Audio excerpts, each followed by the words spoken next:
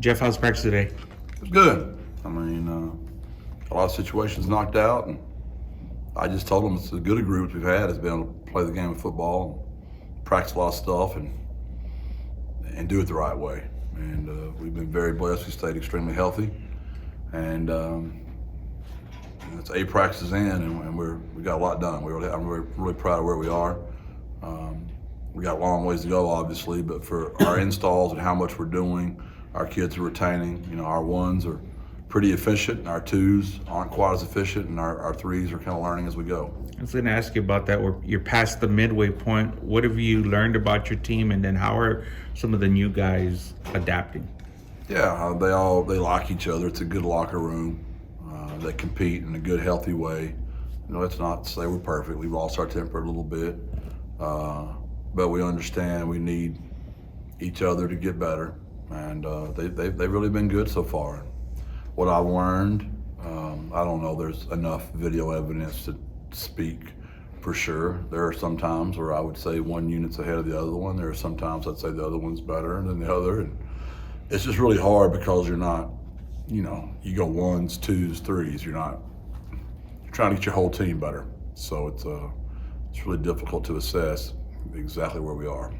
Is there anything that you would say coming down the second half of the spring season that you really want to zoom in on or put under the microscope? I just think our evaluation of our personnel has got to be better than it was last year. It just took us too long to find ourselves, and we just can't have that. We've got to know quicker out of the jump who we are, and that's even before all the injuries hit. I mean, we had made some mistakes on our evals, and we didn't match the schemes up for what the kids could do successfully, and that's what good coaches do. And we didn't do that very well early last year. How do you reach that conclusion faster? Is it more good on good, or what do you have to do differently? Yeah, I just think we got to quit making such a soft bed for our kids and call it for what it is. And if they can't do it, we can't ask them to do it. We got to do something different, or find somebody else. And these are the guys we got, so that's not an option. So we gotta do that, and we gotta make good assessments of our talent. And I know we're working hard to do that as best we possibly can. Jeff, kind of along those lines, some of the players have told us they've noticed more, I guess, accountability, being called out if they're late for meetings, doing stuff like that. What's just been what have you seen from those guys so far, their response to all that? Yeah. You know, this stuff won't work if they're not for it. I mean, they have the option. They can leave any day they want to and go play anywhere they want to. So that's a real fact where we are in college football. And I don't think I've handled it real well the last 2 years. Like I told them, I'm very proud that probably, I don't know statistically what our number is, but we probably kept 97, 96, 95% of our roster, 98 maybe. I don't even know what that number would look like exactly. But what good is that if I'm not coaching them as good as I can, and I'm not making the team as good as it possibly could? And that's what a great coach does, is he gets the most out of his team. And I just felt like I've left something out there the last couple of years. And so that's my fault. So I've explained to them, I'm probably over-explaining it to them why I'm doing this. And the buy-in has been tremendous. And literally, we were doing up-downs on the field so much. Once this week, I felt like I was back at Big Sandy, hollering at Roy Clark and Matt Oswalt and Nakia Derrick, you know, Les Clinard in 1990, 91, 92, 93, about how soft they were doing up-downs on the gym floor. You probably get fired for that stuff nowadays. So we're just doing some old school, you know, tough football stuff. Jeff, I think we're going to talk to Jimmy Wyrick today. What has sort of jumped out about him in the spring, or what have you seen from him? He's what you dream of when you recruit. You know, he's IQ and character. He's extremely smart. Got great character. He was a big loss to us last year. Losing him for the year was a tremendous loss. And he's healthy right now, and he's back. And that is the good thing. So many of those guys we did lose last year, you're going to get to see this year. Obviously, that didn't happen for Ken Robinson. That didn't happen for Oscar Cardenas. That didn't happen for Joe Evans. But Well, a lot of those other guys you'll get to see again. So that's why I'm more excited about Jimmy. When we talked to him last year, he was so eager to get back on the field because he had the redshirt year at Stanford and he had an injury year as well. Yeah. How did he handle mentally going through another setback like that the way he did? He did really well. It helps when you've got IQ and you've got character. And he's got a great family too. So he has a lot of support.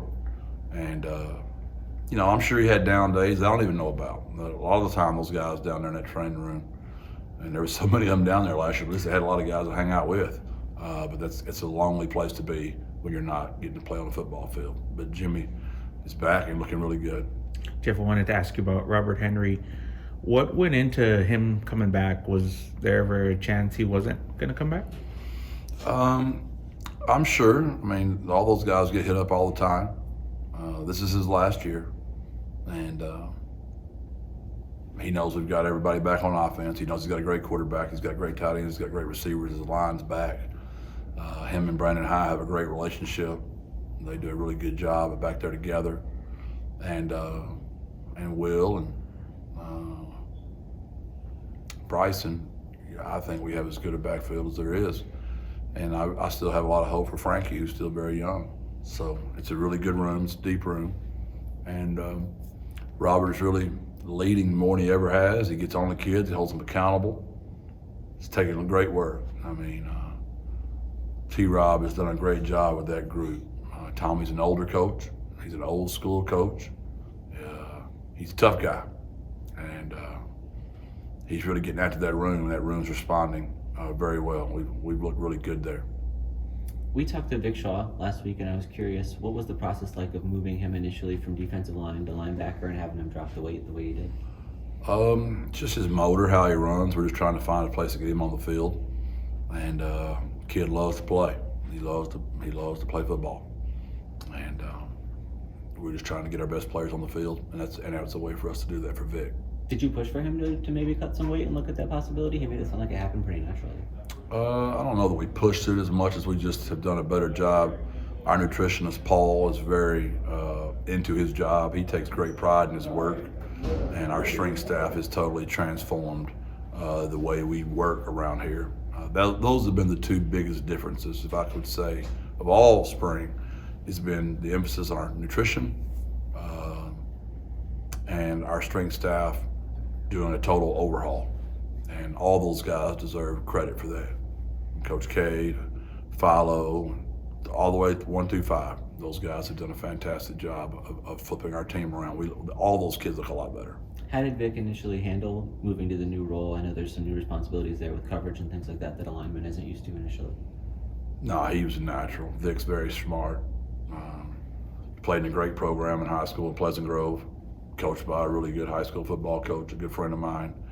And he always had the IQ, and he's come from a winning program. They've won state championships. He knows how to win. So big fan of Vic Shaw. All right, Jeff. Appreciate Thank it. y'all. Appreciate it.